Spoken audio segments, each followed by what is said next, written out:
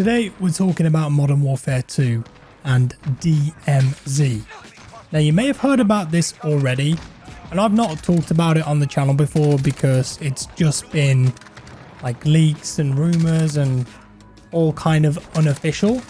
But for whatever reason, whenever there's a new Infinity Ward Call of Duty game, which at the moment I think is like every 3 years, right around this time of the year, or maybe even a couple months ago, I think the same thing happened.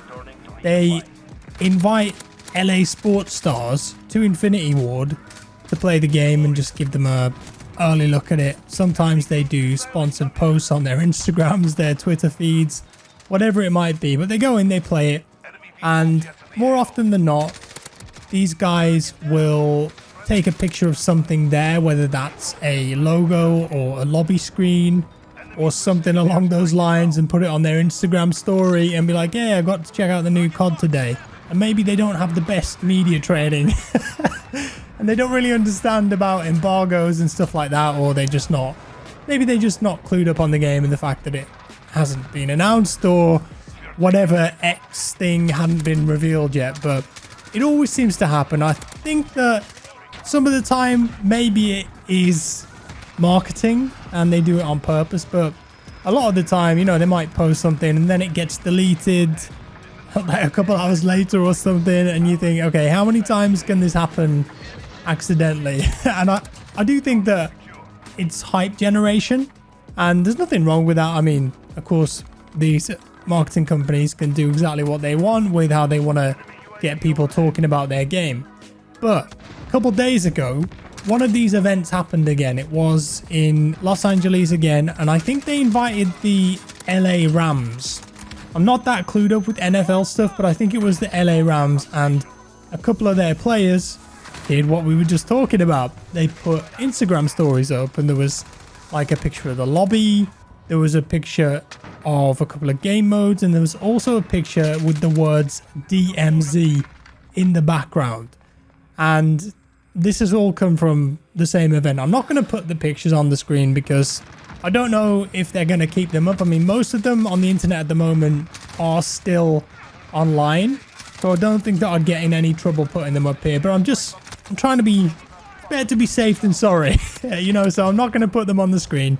You can easily find them yourself if you look on Twitter or any of the COD news websites. Just go on Google and type Modern Warfare 2 DMZ. You'll see what I'm talking about straight away. And in one of the clips, there's like half a second of multiplayer gameplay in the background. So the hype machine for Modern Warfare 2, it's building some steam. And this weekend on Sunday, Call of Duty announced that during the CDL Champs on the live stream, Infinity Ward will be there and they're going to share more information about Modern Warfare 2. Whether that will be a trailer or new gameplay details, I don't know yet, but I wouldn't be surprised if they talk about this DMZ mode. Now, why is this really interesting to me? Why is this worth a video? Well, the rumors about this game mode are that it's Call of Duty's take on Escape from Tarkov, and if it's done well, this has the potential to be absolutely massive and also to transform the way that the audience thinks about Call of Duty.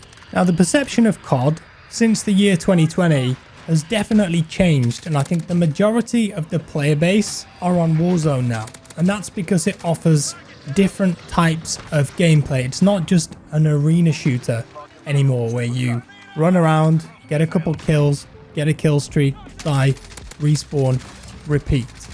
Instead, it's more of a large-scale sandbox where you play with a squad, usually your friends, so you have some social catch-up time in the downtime between firefights, but then it's going to ramp up when the circle starts to push, when you've got to get a quick respawn off, when you need to buy your loadout, when you need to hop in a helicopter, when you need to take out that truck with an RPG.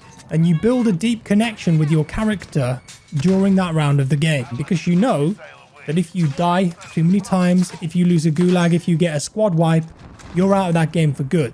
So there's consequence, and there's this whole meta game with the loadout system, building whatever you want to take in, grinding, getting the attachments for it, whatever. It's a whole different ball game to your typical COD experience, which is arena. Arena shooters have been around since what? Quake, Doom. I'm sure a lot of the older people watching this video right now will remember playing Quake 3 and Unreal Tournament for hours and hours and hours. For me personally, that style of gameplay is really old hat now, and it doesn't hold my interest for very long anymore.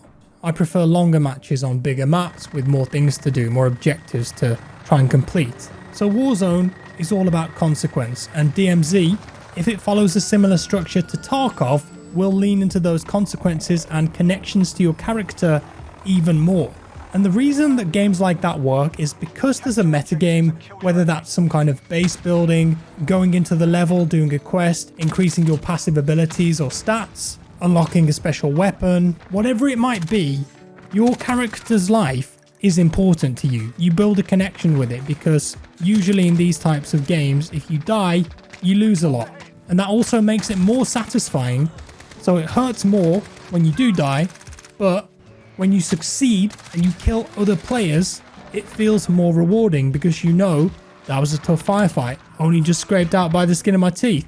I managed to loot that really rare item, or I absolutely ruined that entire squad's day, because you know if your character means so much to you, then it's going to mean a lot to the people that you've just taken out as well. The clutch plays and teamwork that you might have here carry so much more gravitas. So there's a level of satisfaction in these games that you simply can't obtain from an arena shooter where you just always respawn till the end of the round.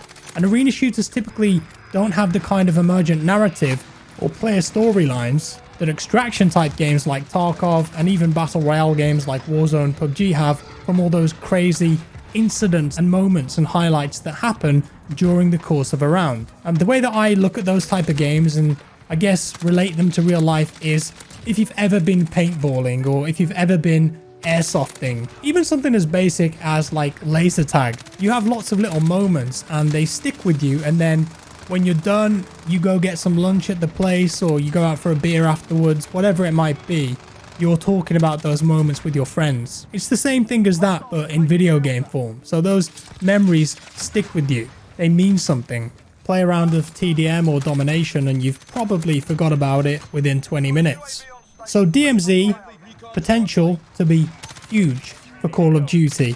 And I think it's all going to depend on the execution and how dedicated the company and the game devs are for this game mode, and will they support it as much as they have with something like Warzone?